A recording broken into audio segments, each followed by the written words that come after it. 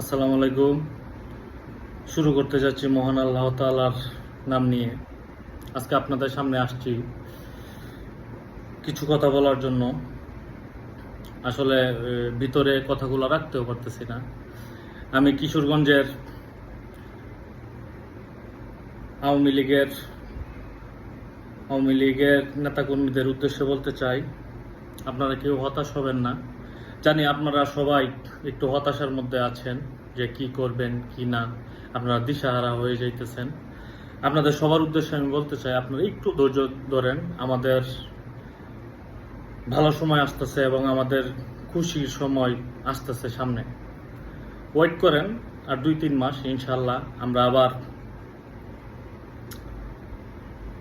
আমাদের রাজপথ আমাদের দখলে থাকবে এবং আমাদের মাননীয় প্রধানমন্ত্রী দেশরত্ন বঙ্গবন্ধু কন্যা শেখ হাসিনা আমাদের মাঝে ফিরে আসবে এবং তিনি যে বৈধ প্রধানমন্ত্রী, এটা মোটামুটি বহির্বিশ্বে এস্টাবলিশড।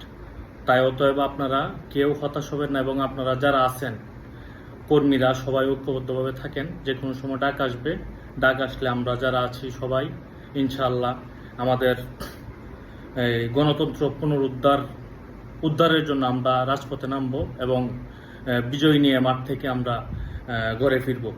তাই আপনারা কেউ হতাশ হবেন না। আগামী নেতৃত্ব আমরা ইনশাল্লাহ আমরা তরুণদেরকে নিয়ে নেতৃত্ব সাজাবো এবং তরুণদেরকে মূল্যায়ন করা হবে। এবং আমি বলতে চাই যে যারা যেই জায়গা থেকে পরিশ্রম করতেছেন প্রত্যেকটা লোককে মূল্যায়ন করা হবে।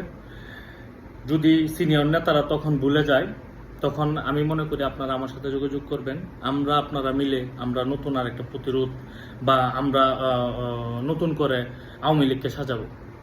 যেই আওয়ামী লীগের যেই আজকে এই কিশোরগঞ্জের যেই করুণ অবস্থা, এগুলো দেখলে আসলে খারাপ লাগে নিজের কাছে, নিজের মানে বলার ভাষা নাই। এগুলো আমাদের সিনিয়র নেতৃবৃন্দদের গ্রুপিংয়ের কারণে এগুলো হয়েছে। তাই আগামীতে আমরা যদি আওয়ামী লীগ ক্ষমতায় আসে, আমরা কোনো সময় কর্মীরা গ্রুপিং করব না। আমরা সব সময় কর্মীরা আওয়ামী লীগ, মানে এটা মনে রাখতে হবে আমরা একটা পরিবার, এই পরিবারের মধ্যে কোনো গ্রুপিং থাকবে না।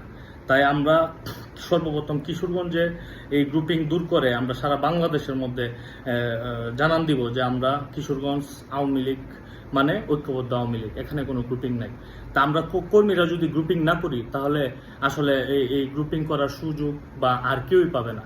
তাই অতএব আমি কর্মীদের উদ্দেশ্যে বলতে চাই, আপনারা কেউ দিশাহারা বা হতাশ হবেন না। কষ্ট করছেন জানি, কিন্তু সামনে আমাদের ভালো সময় আসতেছে।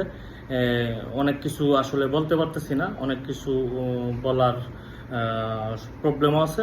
তাই আপনাদেরকে আমি শুধু একটা কথা বলতে চাই, আপনারা সবাই ঐক্যবদ্ধভাবে থাকেন। যে কোনো সময় ডাক আসতে পারে এবং আমাদের নেত্রী আবার তার নিজের আসনে প্রধানমন্ত্রী হিসেবে বসবে এবং বাকি মেয়াদের যেই মেয়াদটা উনি পার করবেন। তো অতএব আপনারা কেউ বিচলিত হবেন না। আমাদের সবাইকে ঐক্যবদ্ধভাবে থাকতে হবে। আর নয়, জয় বাংলা, জয় বঙ্গবন্ধু। সবাই ভালো থাকবেন, আমার জন্য দোয়া করবেন। আল্লাহ হাফেজ।